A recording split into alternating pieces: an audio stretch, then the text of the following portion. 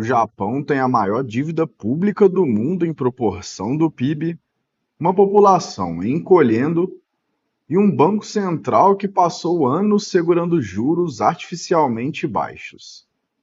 Mesmo assim, o mercado global está correndo para olhar o Japão de novo.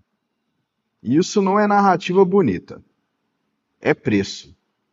Eu sou o Alê e hoje a gente vai falar do Japão. O que a vitória de Sanai Takaichi realmente significa, por que o país está atraindo capital num mundo que parece viciado em Estados Unidos, o que está acontecendo com os juros japoneses, com o Banco do Japão e com o carry trade do iene, e principalmente se existe uma oportunidade de investimento estrutural aqui ou se é só um rally perigoso. No final do vídeo, você vai entender o cenário completo, os riscos que a maioria ignora e as formas mais eficientes de se expor ao Japão. Então já curte o vídeo, se inscreve aqui no canal para me ajudar a chegar na meta de 1000 inscritos e vem transformar a sua vida com investimentos. Se você acha que eleição não muda mercado, olha o Japão agora. A eleição antecipada da primeira-ministra Sanai Takaichi deu ao governo uma vitória grande o suficiente para reduzir incerteza política e, mais importante, aumentar a convicção de que vem estímulo fiscal e um pacote de prioridades econômicas. Foi isso que o mercado comprou no dia seguinte. A leitura que dominou foi simples.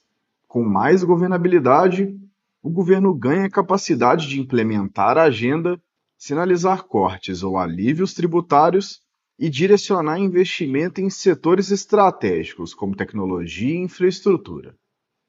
E por isso você viu ações reagindo com força e o Nikkei renovando máximas nesse movimento. Não porque o Japão acordou depois de décadas, mas porque a vitória virou catalisador de fluxo e de reprecificação de risco político. Agora o ponto que muita gente perde é o seguinte: o mercado não está apaixonado por um político. O mercado está precificando uma combinação específica.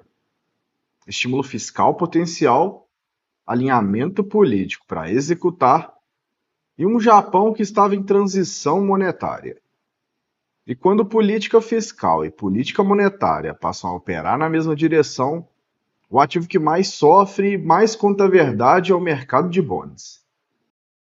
O Japão não está atraindo capital só por méritos próprios. Ele está atraindo capital porque o mundo está fazendo comparação relativa. E nessa comparação, os Estados Unidos viraram um mercado difícil de comprar no preço, principalmente depois de anos de múltiplos altos e concentração em poucas ações. O investidor global está procurando diversificação de risco. Eu já comentei isso aqui no canal várias vezes. Isso aparece quando você vê rotação para fora do eixo americano, não apenas para o Japão, mas também para emergentes em alguns momentos. A diferença é que o Japão oferece uma mistura rara. Mercado desenvolvido, moeda forte em momentos de estresse e empresas gigantes globais, mas com valuation e dinâmica corporativa que muitos gestores consideram mais atraentes do que o prêmio embutido nos Estados Unidos. E tem mais um detalhe estrutural. O Japão, depois de anos de deflação, entrou numa fase em que salários e preços passaram a se mover de forma diferente. Isso muda o comportamento de empresas e investidores. Quando a economia sai de um regime e entra em outro, o mercado inteiro precisa reprecificar lucros, custos de capital e câmbio. Por isso que o Japão virou assunto macro global de novo. Carry trade é o seguinte: você toma dinheiro numa moeda de juros baixos e aplica em ativos de juros mais altos. Durante décadas, o iene foi a moeda clássica para isso porque o Japão teve juros muito baixos por muito tempo. O que está mudando é a combinação de duas forças. Primeiro, o mercado começou a levar mais sério a normalização japonesa.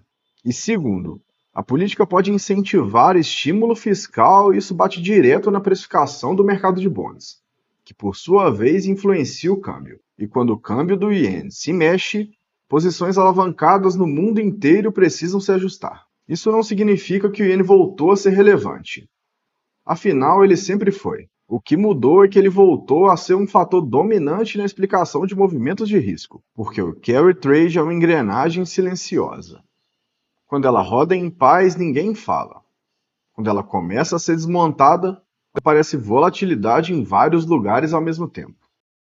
Agora, se tem um ponto onde o risco realmente aparece é no Banco do Japão. Ele saiu de um regime extremo, com juros negativos e controle da curva, para um regime que precisa reconquistar normalidade sem deixar o mercado de títulos sair do controle. A própria cronologia recente do BOJ e análises de mercado apontam essa transição como um ponto de inflexão. Hoje, a taxa básica do BOJ já está bem acima do que era na era de juros negativos, em 0,75%, maior patamar em décadas. O problema é que, com dívida muito alta, qualquer alta de juros aumenta o custo de financiamento do governo e mexe com seguradoras, fundos de pensão e bancos, que carregam muito título público. E quando o mercado começa a exigir prêmio maior no longo prazo, a sensação vira: será que o BOJ consegue normalizar com suavidade? Esse medo ficou ainda mais claro com episódios recentes de estresse e volatilidade no mercado de bonds japoneses. O mercado de bonds japonês é enorme, e quando ele mexe no mundo. O comportamento dos títulos japoneses é um risco porque uma mudança de regime no Japão altera referências globais de taxa livre de risco e de duration. E isso é sério porque o Japão tem uma curva onde o ultralongo ganhou muita atenção recentemente, com oscilações fortes em vencimentos longos. Isso muda o cálculo de risco de todo mundo que usa Japão como âncora de estabilidade. Você consegue acompanhar isso olhando o comportamento dos yields por maturidade, inclusive 30 anos, e perceber como o mercado está mais sensível a fiscal, inflação e posicionamento.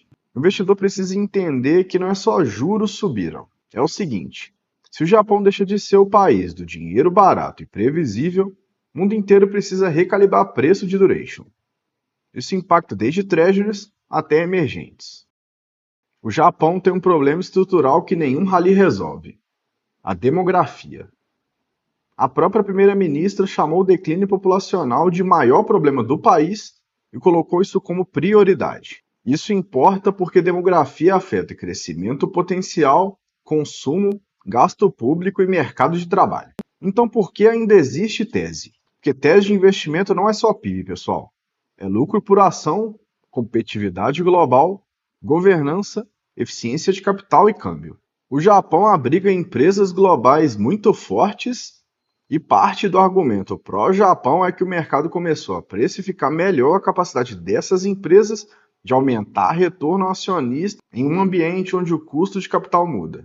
Agora a pergunta que a gente precisa se fazer: e como investir de forma eficiente no Japão? Se você quer exposição ampla ao Japão sem precisar escolher empresa por empresa, o ETF EWJ é um caminho simples, porque te dá um basket com as principais companhias.